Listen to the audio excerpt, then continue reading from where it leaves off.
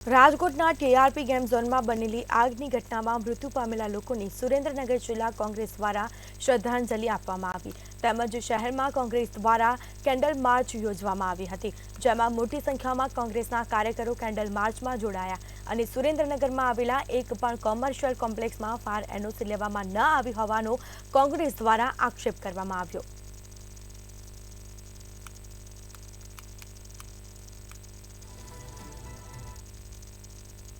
आज राजकोटना TRP gaming zone नी अंदर जे करुणाकांति सर्जाणी छे एनाथी मात्र गुजरात नहीं परंतु समग्र भारत नी अंदर एनी जबरदस्त प्रतिक्रिया थई छे। लोको जबरदस्त आघात अनुभवी रह्या छे। आजे कोनी भूलना कारणे 4-4 वर्षथी आ टीआरपी गेम जोन चालू रह्यो हतो अने एनी फायर एनओसी न होवा छतां पण आवा अनेक गेम जोन आज गुजरात नी अंदर चाली रह्या छे। एक पण कोमर्शियल बिल्डिंग नी अंदर आ सुरेन्द्रनगर में हूँ चेलेंज मारू छुं के एक पण कोमर्शियल बिल्डिंग नी अंदर फायर एनओसी लेवामां आवी नथी, तेम छतां आ बधा बिल्डिंगो धमधोकार चाली रह्या छे।